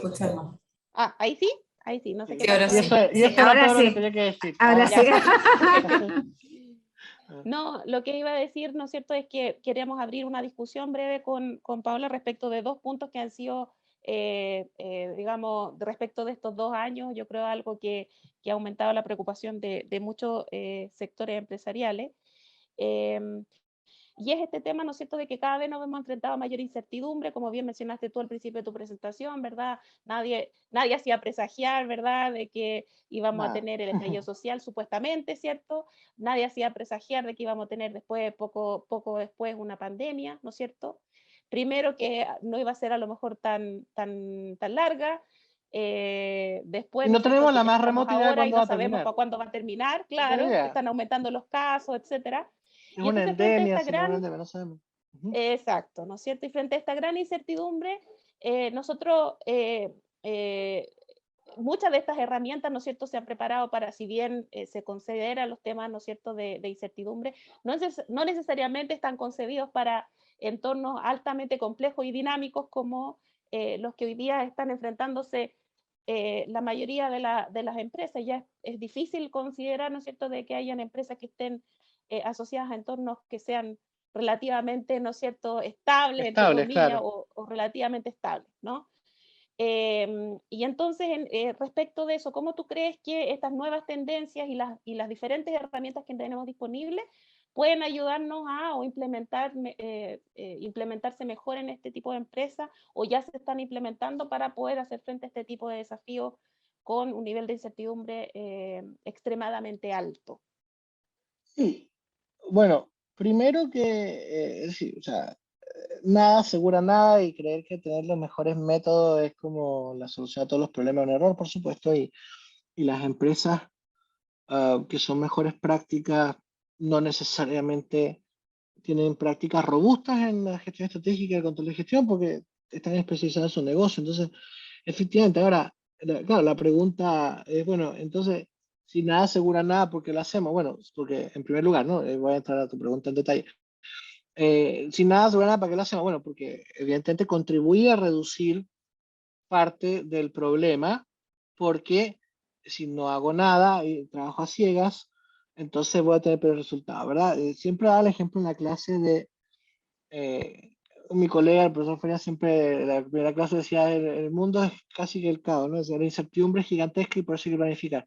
Y estoy de acuerdo con él, pero yo llegué a la segunda clase y decía, sí, pero la incertidumbre no es infinita. Si fuera infinita, entonces no hay nada que planificar tampoco. Si no hay incertidumbre, ¿para qué planificamos? Sabemos todo. Pero si hay incertidumbre infinita, entonces tampoco, si es el caos. O sea, si yo no sé el día de mañana si la universidad va a estar ubicada, la facultad va a estar en Diagonal Paraguay 257 o va a estar en Groenlandia, ¿no? O sea, el caos total, o sea, y el día y pasado mañana se acabó el suministro, qué sé yo, de combustible, los autos no se pueden mover. ¿Eh? O sea, no estamos en un mundo, por lo menos todavía, donde la incertidumbre es total, ¿cierto? Entonces, como estamos algo en el medio, quizás mucha incertidumbre, o sea, tener los dos extremos, cero incertidumbre, total incertidumbre, no estamos en ninguno de los dos extremos. Cero incertidumbre, ¿para qué planificar? Total incertidumbre, ¿para qué planificar? Pues todo cambia de manera impredecible, absolutamente impredecible, tampoco hay que hacer. Entonces, antes estábamos acá y ahora estamos acá. Estamos más cerca de mucha incertidumbre, o del 100%, pero no es 100% si no estaríamos más. Eso en primer lugar. En segundo lugar, ¿cómo lo hacemos entonces? O sea, el para qué lo hacemos, ¿verdad? Porque hay incertidumbre, es alta, pero no es 100% incertidumbre. No sé cómo ponerle un número, no tengo idea. Será 40, pero no es 100, digamos, ¿ok? Entonces, por lo tanto, porque si fuera 100, tampoco tiene sentido planificar. Es como que me despierto y no hay gravedad y al día siguiente estoy en Marte. O sea, eso no es así, ¿cierto? Hay cierto nivel de conocimiento de cosas que más o menos se mantienen estables y de las 358.000 variables, en realidad se mueven 16, o sea, no se mueven todas, digamos. Entonces, ¿para qué hacerlo? Porque vale la pena, como digo, porque la incertidumbre no es total. Ahora, pero si no lo hago, entonces no preveo aquellas cosas o una parte de esas cosas que pueden suceder. Luego, el cómo lo hago también es interesante. El cómo lo hago, justamente, esto de ágil y planificación estratégica, como si fueran dos cosas distintas, son distintas, pero como si fueran dos cosas que pelean entre sí, es ridículo. Justamente lo que hay que hacer es conectarlas. Entonces uno hace un plan, ¿verdad? Un foresight, hace un plan a largo plazo, luego haces un plan en el año que vas a hacer para a largo plazo, y después lo que haces es, vas ajustando ese plan en el tiempo de acuerdo a la metodología ágil. La metodología ágil no está ni en el foresight, ni en la mirada a largo plazo, ni en el plan anual. Está en el año, en la ejecución. Entonces, la manera de lograr que sirva esto y que me adapte a la incertidumbre es que cada cierto tiempo durante la ejecución voy monitoreando el entorno, voy preguntando cómo me afecta, voy proyectando cómo eso puede cambiar o no el plan hacia adelante. Entonces, si yo conecto la metodología ágil con la planificación estratégica, que es absolutamente lo contrario de lo que plantean algunas personas, entonces, como si se fueran a caer sin pega, una cosa muy rara. Entonces, si logran conectar esas dos cosas mejor, tendríamos más capacidad previsiva, nos fuéramos dando cuenta. Voy a hacer un ejemplo más polémico y un poco tonto, pero el estudio social era muy difícil de predecir, sí, el cuándo sobre todo, ¿verdad? Pero si a lo mejor veíamos ciertas señales, podríamos saber, digamos, no cuándo iba a suceder, pero a lo mejor podríamos ir preparándonos para esa circunstancia. Lo mismo en la pandemia. No sabemos cuándo iba a ocurrir una pandemia, pero había algunos anuncios del problema de los mercados húmedos, hay un famoso paper que le contaba unos coreanos. Entonces, bueno, ¿qué podemos ir haciendo mientras tanto para estar mejor preparados? Entonces, si vamos conectando, o cuando en noviembre o diciembre ocurrieron los primeros contagios y alguien hace una proyección de las consecuencias, entonces podríamos tener una mejor gestión. Perdón, no sé si iba por ahí. No, ahí en ese mismo punto hay una consulta que hace Simón y yo creo que ahí para vincularlo Sí. con lo que estabas conversando tú mismo, Aldo, respecto a esto de la metodología de la agilidad, Simón pregunta que cómo conversa el Balance Scorecard con los OKR. Sí, muy buena pregunta, Simón, te mando un saludo. ¿Cómo conversa? Bueno, a ver, perdón que está escribiendo alguien por ahí. Ya, ¿cómo conversa? Y voy a ver después los comentarios. Primero que nada, ¿podrían conversar o no? Esa es la primera pregunta que hay que hacerse. O sea, antes de saber cómo conversan, la pregunta es, ¿necesito las dos cosas? Puede ser que la empresa necesite las dos cosas. ¿Cómo necesita las dos cosas? Por ejemplo, para construir el plan estratégico, no hago OKR. ¿Por qué? Porque es absolutamente insuficiente, es decir, un objetivo nada más. Para eso está la misión y visión, por ejemplo. La visión. Listo, no hacemos nada más. Este sería como el equivalente al OKR. ¿Ok? Entonces el OKR nos sirve como herramienta de planificación estratégica. Es absolutamente inútil porque es como una misión o visión y 3 o 4 indicadores y listo. Y no hay nada, bueno, no es absoluta, es relativamente, pero bastante inútil. Entonces, 3 indicadores y listo, no hacemos nada más. Entonces el OKR no es una herramienta de proyección a largo plazo porque es insuficiente, porque no plantea una estrategia, plantea solamente algunos resultados para poder lograrlo. Entonces ahí entra más, si yo quisiera, el Balance Scorecard o el mapa estratégico. No estoy diciendo que tenga que ser, puede ser cualquier otra metodología. Entonces ahí construyo una ruta y digo, quiero llegar hacia allá, estos, digamos, los objetivos conectados a causa y efecto, estas son las iniciativas, el roadmap de iniciativas que debo cumplir. Bueno, hay una discusión si es un roadmap o un pipeline, en metodología ágil se usa más el pipeline que el roadmap, pero no entra en eso ahora. Y entonces voy proyectando hacia dónde voy a llegar, pero con una ruta clara, no solamente el resultado, sino el camino. Y ahí el OKR no tiene un modelo para definir un camino. ¿Ok? Ese es el tema. Luego, ¿qué es lo que no tiene el Balance Scorecard y sí tiene el OKR, digamos? Porque creo que yo les pego el OKR como que los odiara a los OKR, digamos, no sé, OKR en la calle y la agarra palo. No, para nada. Parece fantástico. Son dos roles distintos.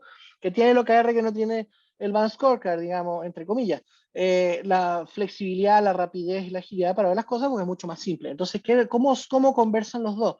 Si es que tuvieran que conversar, porque no tienen por qué hacerlo, pero suponiendo que la empresa decide tener los dos mecanismos, de hecho, un libro de Niven, por cierto, paréntesis, leía, Niven cayó en lo mismo. Niven era asesor de Balance Scorecard, ahora Niven era asesor de OKR, entonces como que se cambió de bandera y parece que hablaba de que una empresa estaba entre el Balance Scorecard y los OKR. Digo, no, es que no hay disyuntiva, digamos. Si tú quieres hacer un Balance Scorecard, hazlo o no, y quieres hacer OKR, no, perfecto. Pero si haces un Balance Scorecard, es más pensando en la planificación estratégica y también los indicadores de salud del negocio, para ver cómo estás. Y luego el OKR lo haces en el corto plazo. Entonces, dadas las directrices de dónde quieres llegar con el mapa estratégico y los OKR, derivas los objetivos. Lo voy a decir de otra forma. Los OKR servirían perfectamente como un modelo de despliegue, como una bajada, una cascada del Balance Scorecard. Le daría más agilidad a la empresa. No siempre funcionaría así. No estoy diciendo que sea mejor o peor que lo otro, pero eso los conecta. O sea, desde arriba puedes definir un gran OKR arriba de la empresa, no hay problema. Pero luego construyes el mapa, construyes el cuadro integral y luego cada una de las áreas mira el cuadro integral y se plantea sus OKR para lograr los objetivos que tiene. Entonces, recibe objetivos del Balance Scorecard, mira, estos 4 o 5 tienes que cumplirlo. Ok, para cumplir esos 4 o 5, le encargo trimestralmente los OKR a mi gente. Entonces funciona más como un modelo de despliegue, de bajada de ese Balance Scorecard. De esa manera podrían trabajar mejor. Ok, Simón, no sé si te respondí la pregunta. Bueno, mientras contesta ahí Simón, sí, súper, ok. Bien. Bueno, perdón, lo estoy leyendo yo, no es que le quiera quitar la pega a nadie, pero estoy Sí, leyendo yo. Aldo, siempre. Bueno, Perdón. sigamos. May también dice, gracias Aldo por tu explicación sobre la estrategia ágil, finalmente porque estoy estudiando eso y interesante es la mirada que dices tú, lo que plantea. Es bueno escuchar las metodologías que son paralelas y tienen que convivir. ¿Qué nos puedes decir respecto a eso? Sí, que totalmente de acuerdo que eso, bueno, estoy de acuerdo conmigo mismo porque me está citando. No, estoy de acuerdo conmigo. No, súper, súper Mike, porque resulta que efectivamente está, y este dilema se vive en la política, y este dilema se vive en el mundo empresarial, y se vive en la universidad, y se vive en todas partes, en el deporte, lo que usted quiera. Es como lo viejo y lo nuevo, digamos. Es como, o sea, lo que sirva, ¿ok? Y si hay algo viejo, o sea, partamos de esto, el OKR es más viejo que el Advanced Scorecard, ¿ok? O sea, ya con eso, a algunos les provocó un terremoto alguna vez conversando, porque fue como, no, yo traje lo nuevo, OKR, y yo, OKR es más viejo que el Advanced Scorecard. No, ¿qué estás hablando? Busca. Ah, ya, sí, pero ¿qué? Pero nada, entonces no importa, tiene cero importancia la antigüedad de algo, cero, o sea, una práctica de gestión cero. El FODA es una de las prácticas de gestión más viejas y todavía se sigue usando. Entonces no tiene ninguna importancia, ¿verdad? Entonces lo que respondo a esto es que exactamente, como tú bien dices, Mike, es que eh, las cosas pueden convivir. Solamente hay que ver para qué sirven y si no sirven y si no sirven las cambiamos. Ahora, los cambios pueden ser parciales, además no tienen por qué ser radicales. No, pasé de una herramienta a otra. Bueno, a lo mejor esta misma le agregué un poquito de la otra y hice más ágil mi balance scorecard y es suficiente. Y otros dirán, no, esto ya no lo quiero hacer y quiero hacerlo fantástico. Entonces, no veo el conflicto acá de lo viejo y lo nuevo. O sea, no estoy diciendo que May lo he hecho en general, esa discusión me encuentro, y soy un poco categórico en eso, y me perdonan algunos, pero ridículo discutir si es lo viejo o no, es lo que funcione. Ese es el punto, es un pragmatismo, digamos, más que nada. Perfecto, bien. Aldo, otra pregunta. Es interesante ahora con toda la pandemia el trabajo, teletrabajo, ¿cierto? Como hay algunas organizaciones que siguen esa tendencia y ahora están dejando las compañías, ¿cierto? Trabajo compartido, finalmente full teletrabajo. Entonces, en base a eso, ¿cómo puede abordarse esta nueva modalidad o esta nueva realidad? ¿Cierto? Porque tú mencionabas la cultura, mindset, ¿cierto? ¿Cómo con la herramienta de gestión estratégica disponible? No tengo idea, no, la verdad, ¿quién tiene idea? Nadie, estamos todos en esta. No, no, mira, la verdad, bueno, es más o menos cierto que no tengo idea, pero porque, bueno, estamos enfrentando algo que es nuevo. La verdad es que es un desafío muy interesante, que tiene mucho más que ver con cómo crear una cultura. Yo invité a un curso de posgrado, y una clase magistral a Patricio Millar, que fue gerente de personas de Transbank y que fue el que llevó a ganar Transbank Great Place to Work muchos años seguidos, es el número uno de Latinoamérica y más de 15 años seguidos, algo así en el top 10, y qué sé yo. Y él mismo, digamos, no tiene la respuesta 100% clara, lo dice con mucha humildad, de cómo hacer para crear un buen ambiente de trabajo. O sea, tiene obviamente algunas cosas claras, pero digo, el punto es que es difícil crear instancias de interacción, ¿verdad?, que permitan crear una cultura. La cultura siempre va a existir, solamente que ahora la cultura puede ser más fragmentada, por un lado, más dispersa, y puede generar algunos valores a lo mejor más interesantes para la empresa y otros que no, digamos, no son los que esperamos. Ahora, yendo a esta pregunta respecto a la planificación estratégica, bueno, en primer lugar, hay un meta y un intra acá. O sea, el meta es el proceso de planificación estratégica, cómo se haría pensando en un mundo más virtual. Eso no es un problema porque se puede discutir virtualmente, están las tecnologías y las personas cada vez pueden trabajar más para eso. Luego, dado el mundo virtual, la recursividad que estaba planteando, desde afuera, usar el proceso de trabajo para planificación estratégica, sí, perfecto. Siempre es bueno juntarse, pero si no es posible, no hay problema. Así he trabajado, así he hecho proyectos de consultoría estos años en planificación estratégica, en un par de empresas, y así el ser humano ha tenido que reinventarse y está perfecto. Luego, ¿cómo daba el sistema de teletrabajo? ¿Hacia dónde deben orientarse los planes? ¿Cómo crear una cultura? ¿Cómo lograr que esos objetivos se cumplan? ¿Cómo hacer un seguimiento? Ahí es donde te digo yo, mira, sí hay formas, no lo tengo claro, no, no soy experto en eso y soy franco en eso, pero lo que yo creo es que simplemente las empresas, las organizaciones, las personas, somos personas todos al final del día, nos adaptamos a las circunstancias y a alguien se le ocurrirá maneras de lograr ciertas culturas. Ahora, algo importante es que las personas no necesariamente, ahí tengo estudios que dicen lo contrario, sobre todo a Harvard Business Review, que le encanta seguir tendencias de, de moda, digamos, que habla de la satisfacción laboral. uno de los fenómenos que ha pasado se llama la gran renuncia, no sé si lo han escuchado, en Estados Unidos ha renunciado un montón de gente y está llegando acá en Chile. La gran renuncia no es una muestra, a ver, no es una actitud de insatisfacción para mí, es una actitud de satisfacción consigo mismo. Las personas se sienten emancipadas, se sienten hoy día autorizadas y libres, como se han sentido más protegidas de alguna manera por el sistema y han buscado oportunidades para vivir a otros lados, lo que sea. La gran renuncia es una manera de decirle a las empresas, sí, que no estaba felices con ellas, pero han aumentado su satisfacción personal. Entonces creo que eso muestra la resiliencia que tiene el ser humano. O sea, lo voy a decir de otra forma, que las personas no se hayan ido antes no quiere decir que eran más felices, ese es mi punto. La gente no se iba antes no porque era más feliz, sino porque veía barreras, de verdad, veía costos de cambio altos. O sea, había una consecuencia muy alta de irse, eso es todo. La gente era igual de infeliz o más infeliz. ¿Ok? Ese es el punto. Si la gente puede irse hoy día así nomás, es porque es más feliz, digamos. Entonces, por lo tanto, creo yo, en conclusión de todo esto, punto uno, no tengo idea. Punto dos, ¿ok?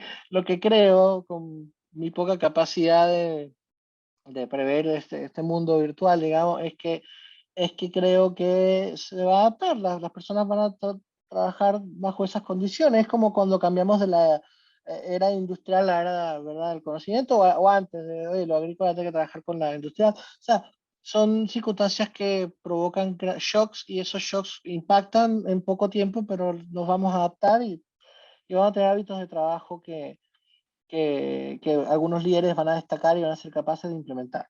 No tengo mucho más que decir porque la verdad es que es un tema tan complicado. No es porque sea una mala pregunta, todo lo contrario, una pregunta tan buena que no estoy a la altura de contestarla, a ser franco. Y por último tenemos la pregunta de Jaime. Jaime dice, hay algunos analistas que cambiaron las características del entorno de volátil a turbulento y de complejo a novedoso, reemplazando el busca oportuna, que debemos enfatizar para estos nuevos desafíos. Sí, mira, yo soy tajante en esas cosas porque, o sea, quiero que quede claro para, como te decía antes, amigo Jaime, para mí, ¿ok? Si le ponemos una letra o la sacamos o la metemos, no tiene ninguna importancia. Para mí, VUCA es una forma de decir 4 veces lo mismo. Dinámico, dinámico, dinámico, dinámico. Volátil, incierto, complejo y ambiguo. Me estás diciendo lo mismo 4 veces. Entonces, si ahora en vez de volátil le ponemos turbulento, es una manera más enfática de decir que ya es tan volátil que es turbulento, ¿verdad? Y tan complejo o tan lo que sea que es novedoso. Entonces, para mí, el punto es que aumenta el nivel de incertidumbre, ¿cierto? Entonces, ¿qué debemos enfatizar para enfrentar un nuevo desafío, ¿verdad? Eso es lo que pregunta Jaime. Entonces Jaime, sí, lo que quieres decir con tu punto, y estoy de acuerdo en eso, el entorno es cada vez más complejo, más dinámico, etcétera, de acuerdo. Solamente hacía el comentario de si es buca o no es buca. Eso no me preocupa. ¿Qué debemos enfatizar para enfrentar esos nuevos desafíos? Mira, es importante siempre tener dos cosas. Una es capacidad de informarse más rápidamente. Eso tiene que ver con los sistemas de información formales e informales. O sea, tiene que ver con la tecnología, si ustedes quieren, pero también con la disposición de las personas a monitorear el entorno. ¿Ok? Hay que buscar maneras de saber qué está pasando en el entorno para no caer en tropezones como que estoy desarrollando un producto que ya fue desarrollado hace 4 años, por un ejemplo cualquiera. Ok, a este cliente no le gusta esto y yo seguí en lo mismo. Entonces hay que tener una conexión, una sintonía constante que es imperfecta. Para poder hacerlo constante, no puede ser un estudio de mercado como los que hacían antes que duraban 6 meses. Ya no sirve eso. Es un estudio que dure 3 semanas. Es imperfecto, pero es más rápido. ¿Okay? Entonces hay que tener capacidad, agilidad en la obtención de información de qué está pasando en el entorno, capacidad de proyección, y también las personas tienen que tener resiliencia, digamos, tienen que tener esta capacidad de irse adaptando continuamente a estas cosas y evitar esta actitud de, oye, no, es que las reglas eran así. Bueno, es que ahora son así porque, viejo, hay que cambiar el entorno. Entonces, básicamente el énfasis para mí, dado eso, está en los sistemas de información, en la actitud de la gente proactivamente en buscar información y en la actitud del liderazgo y las personas, el liderazgo y cultura, si ustedes quieren, en entender, digamos, que tenemos que ir desarrollando nuevas competencias continuamente. Digamos, ese es el tema. Capacidad de nosotros mismos de flexibilidad, digamos, sobre todo desde el liderazgo, digamos, el liderazgo muchas veces es muy inflexible. Eso. Muchísimas gracias, Aldo, por De tu nada, Jaime. presentación, por tus respuestas, por compartir este conocimiento con todos los asistentes. Quiero recordarles a todos que para las personas que no pudieron asistir presencialmente, o sea, perdón, virtualmente, ya presencial ya no se puede, que vamos a compartir con ustedes el video, tanto a las personas que estuvieron acá presentes virtualmente, pero también para las personas que no pudieron asistir. Así que si ustedes conocen a alguna de esas personas, le pueden indicar de que también les va a llegar un link para que puedan acceder al video de esta presentación y discusión que tuvimos el día de hoy. Con eso entonces cerramos la actividad de hoy día. Muchísimas gracias por su participación y esperamos volver a verlo, entre comillas, ¿no es cierto?, en nuestros futuros webinars que estaremos haciendo en las temáticas de control de gestión. Muchísimas gracias por su participación y que tengan un buen resto de día y resto de semana. Muchas gracias por la invitación, Vero, Paola, Marcela, Sandra, Christopher. Muchas gracias, gracias a la gente que estuvo ahí. Y bueno, un saludo especial a los exalumnos por ahí que les estoy respondiendo su saludo ahí a Nicolás, Simón, ¿verdad? A todos, que estén muy bien, Jaime, May, etcétera. Gracias. Nos vemos. Hasta luego. Chao, gracias, que Hasta estén bien. luego. Chao, chao. De nada. Chao. Chao, Chao, muchas chao. gracias a todos por acompañarnos. Gracias a ustedes por la organización. Nos vemos.